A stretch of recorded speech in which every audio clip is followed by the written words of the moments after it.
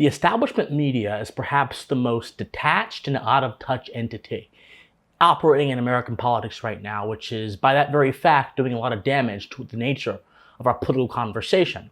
My friends, I am quite upset about the response I have seen from the establishment media on both the left and especially on the right, where my sensibilities lie, in the wake of Oliver Anthony's brilliant ballad, Rich Men North of Richmond, which scorns and criticizes the problem of elitism in American politics and those who take power and instead of appropriating them towards moral and proper ends, i.e. serving the people by protecting their rights and ensuring their country is made stable, they are instead appropriated towards sending money towards Ukraine as opposed to sending them to Americans. They're appropriated towards using power to further one's personal interests as opposed to using power in pursuit of proper principles. That's what the song is about. And yet this single song has been tarred and feathered by almost every major editorial voice in the establishment media and two major ones on the right.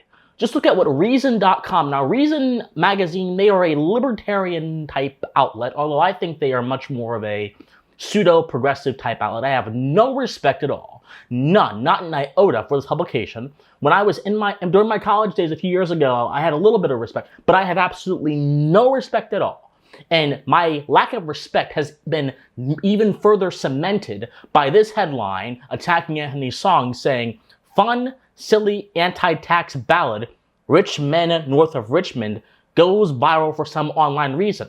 And if you look at this despicable byline, this despicable description here, it says, if you don't take Oliver Anthony's surprise hit song too seriously, first of all, why is it a surprise? You lie to the American people for a long time, you then enshrine that culture of lying into your political system, and then you then make policies and you make decisions with people's tax dollars, with people's resources that they are involuntarily forced to give to you by virtue of being a citizen with that line. What do you expect to happen? You expect there to be anger and righteous resentment. Why is it a surprise? It's only a surprise to those whose eyes are shut by their own biases and their own premises, which they refuse to evaluate. It was a surprise hit. No, it was not a surprise. Anyone who's been paying attention to the political dialogue in this country for the past 6, 7, 8, 9, 10 years, from the beginning of the Tea Party movement, the first righteous public corrective against excessive government in the 21st century, would know that something like Oliver Anthony's song was coming. Let's go on. If you don't take Oliver Anthony's surprise hit song too seriously, it's a lot of fun. Fun. You know, this is the sick, perverted mentality of these political writers. They think the plight of the American people. Sorry, guys. They think the plight of the American people, the destruction of the dollar, the destruction of American wealth, the destabilization of our economy, the degradation of our status in the world stage, the instability of our social relationships, they think all of that is fun. That's sick. Because if I don't laugh, I'm going to scream, and I'm trying to be happy today. So they said it's a lot of fun. Then they go on to say, regrettably, a lot of people are taking the song much too seriously indeed. Do you see here? A so-called libertarian magazine, which supposedly stands for individual freedom, which supposedly stands for anti-authoritarianism, those two main things, which are supposed to characterize libertarianism, is literally carrying water for the establishment, which uses authoritarianism as a tool against Americans every day. If you listen to the song, and if you listen to particular parts of the song, Oliver Anthony is describing the conditions of our current political culture.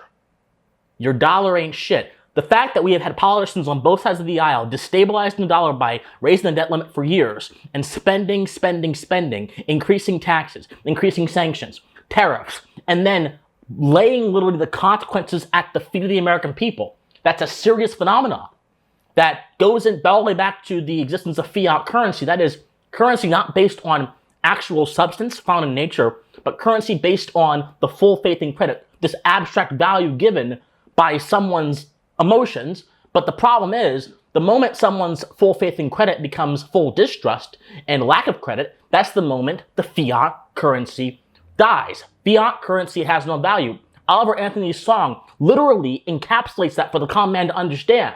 And you think that we shouldn't take that seriously.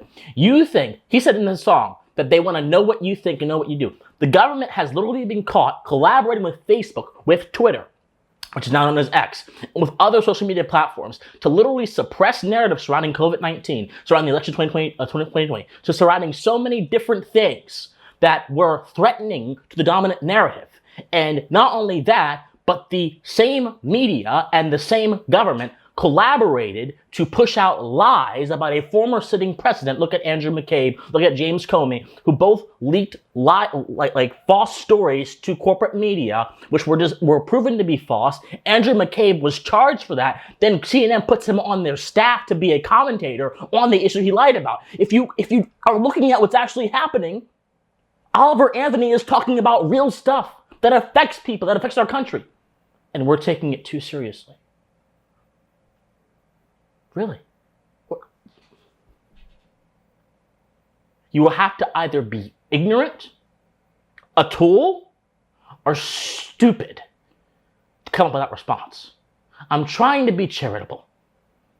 As part of my mission to cause a revolution of the mind, charitability is my principle. If you can interpret your opponent's argument in the best light possible, still man, so to speak, and then address the best version of that argument, you will understand your opponent's position better than they do, and you will have a better chance at reaching the truth. But when your opponent is not making an argument, and their minds are so degraded that all they can do is write trash like reason does, then I'm sorry, the same rule does not apply, I'm sorry. There's no need to be charitable with trash. You throw trash to the garbage, you're not charitable with trash. Now, let's go over to National Review. National Review said that Oliver Anthony's song was a fuzzy lament. Now, for those of you who don't know what National Review is this magazine that essentially jump-started the modern iteration of American conservatism. It was founded by the great, wonderful, one of my luminaries, one of my intellectual idols, William F. Buckley Jr., whose entire mission was to A, defeat communism, and B, articulate both a moral and intellectual vision for American conservatism. And that's very much the tradition that I'm in. I'm very much in the Buckleyite tradition of wanting to be an intellectual steward of these universal ideas which set our country into motion over 250 years ago. So I have by default a soft spot for National Review. But they too have fallen from glory, and they have become a teetotaler, a mouthpiece for established interests. Because they write here, for example, that Oliver Anthony's song is a fuzzy lament. And not only that, but they attack Oliver Anthony's song and they mock it in the worst way. Here's an excerpt from the National Review article. They say, after quoting Anthony's song, they say, "My brother in Christ, you live in the United States of America in 2023. If you're a fit, able-bodied man and you're working overtime hours for bullshit pay, you need to find a new job." Really? Tell that to the coal miners whose industry is being rapidly eroded by the forces of progression and industrialization right before their eyes. Tell that to the blue-collar workers who are not paid their worth.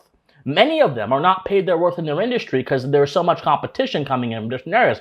I'm not saying competition is bad. I am a car capitalist. I support competition. But you have to understand where the anger comes from. You have to understand why people are mad. But this is not merely a song of grievance about economics. This is a song of righteous indignation towards how the government is toying with the economy and messing it up for everybody, and those who suffer the most from government intervention in the economy, the sort of command economy philosophy of running an economy, are those who have the least, and in many cases, that happens to be those in Appalachia, those working blue-collar jobs. So they have every right to be angry, and as a people, we should rise up and talk to them, have a dialogue with these people, and let them know they're appreciated. The truck drivers of the world, the construction workers, the miners, they are appreciated because they literally mix their labor with the soil, as John Locke said, was the foundation of the right of property. They do that and they create things. And when you are literally connected to the soil every day and you work with your hands, you learn to value reality in a manner that those who simply sit at a computer and do white collar work like I do haven't had that same experience connecting with. You learn to care more for that which you physically connect with, as opposed to that which you can only interface with over vast distances of time. So my friends, this response is ignorant on so many levels, and yet it is printed in the publication founded as the intellectual vanguard of American conservatism. And it just goes on and on and on. And the article goes on to say, and if you go home and spend all night driving your troubles away, either on TikTok or by drinking too much, my friend, that's your fault, not Washington's. Not that Washington is helping any, it's not. But when we waste our lives, it's our fault. Again, you don't understand. It's about cause and effect. It's about cause and effect. This was literally approved by Mark Antonio Wright, the executive, and written by Mark Antonio Wright, the executive editor of National Review, the head honcho, the top guy of this publication, wrote this nonsense. My friends, establishment publications like National Review, like Reason Magazine, like Rolling Stone, or others are like clouds with no rain. They are wells which run dry and give nothing to those who need sustenance and substance. And that's the problem in American politics today. We have too many people willing to speak of issues in an empty manner, avoiding substance, avoiding sound thinking, avoiding philosophy, avoiding the difficult stuff so they can approach it with caricatures that the majority understand, because the majorities, their minds have been twisted and demented by the propaganda of how politics is discussed. The majority, many people that currently are involved in politics, this may not be you, but many people that are currently involved in politics, they're used to hearing certain words and certain buzz phrases that make their minds shut down when they hear them and prevent them from actually considering the merits of an argument. They're used to being angry. They're used to allowing their passion to inform their political knowledge. But the moment you allow passion to overtake your pursuit of knowledge, you become nothing better than an animal that is blinded by rage. You are a human being with the God-given ability to understand the world much better than any other animal in this world can understand. And you're able to convert that knowledge into production, and that production can cause greatness, and it can cause an exceptional consequence to emerge. That's what civilization is. What do you think civilization is? Civilization is man rising above his animal nature, using his spiritual nature as a creature of reason, applying it to the natural world, and converting it into his image to create something greater than what he had before. That is what it means to be a human being. But the current way our politics is talked about deviates us from our humanity and brings us down to the level of animals that merely fight. And this is a product of the establishment media philosophy foisted upon us by osmosis, by people like this, by National Review, by Reason.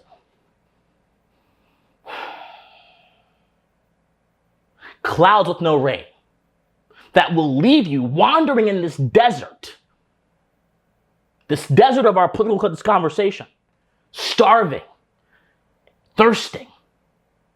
And in the very instance that they do give you some water, it'll be dirty water, filled with all the chemicals, not tasting good, taste nasty, and it won't fulfill you. Those hot takes that are like boiled down analysis of issues that have no substance to them, no depth, that doesn't fulfill you. It makes you either angry or it makes you happy. It's like giving catnip to you. It doesn't fulfill you. It doesn't fulfill your intellectual needs as a human being. The establishmentarians don't want to fulfill you, because the moment you have the intellectual foundation to understand what's going on is the moment you can practice dissent in a more excellent way. Because dissent practiced through rage is one thing. It can be effective. But dissent that comes from rage but is channeled through reason is not only one thing, it is brilliant, because it is both the bull and it is both the strategist working together to destroy the China shop and then rebuild it afterwards. When you can practice dissent in an intelligent way, the system gets scared. The establishment gets scared. Because at that point, you don't really need the publications anymore. If you really understood these issues for yourself, would you really need to go read some National Review opinion editor's idea of what he thinks the world is about? Because in the first place, he has nothing to give you. These places have nothing to give you. Tune into independent media, to voices that are not controlled by established interests.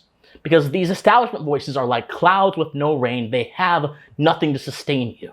America needs a revival of the mind, a revolution of the mind. Because this trash, masquerading as political writing or any kind of coherent writing whatsoever, is not going to do anything but continue to keep us in the swamp that we are in, keep us in the rut that we are in, where nothing can be produced, but everything can crumble upon us and everything can decay. But I say that won't happen. I will do my best I can, as a 23-year-old man trying to understand the world, trying to give value to people's lives, trying to read philosophy, trying to then take what I read and apply it to situations and give you the tools you need. I will do the best that I can to make sure that you have the ability to counter these narratives, to understand these things deeper, understand the world deeper, and by consequence, live in accordance to the truth. We need a revolution of the mind, my friends. Oliver Anthony's song is brilliant. The establishment doesn't like it because it uproots their entire project. The blue pill DC types don't like it because it challenges their entire worldview. They're in a worldview where legitimacy is conferred by the assortment of letters that are on your resume, as opposed to the nature of your sentiments and the content of your soul. They're in a place where legitimacy is conferred by what position you have in what political office, as opposed to where your moral position is. They live in a place, let me not start, because I'm going to start going here, I'm going to start preaching. They live in a place where literally everything is a game of power and conflict, and nothing is the pursuit of truth. That's all DC is. That's all political cities are like that are. They are games of power. Social climbers gravitate to those areas. Narcissists gravitate to those areas so they can climb, and take power for themselves. There is no discussion of truth or philosophy, and we have to change that.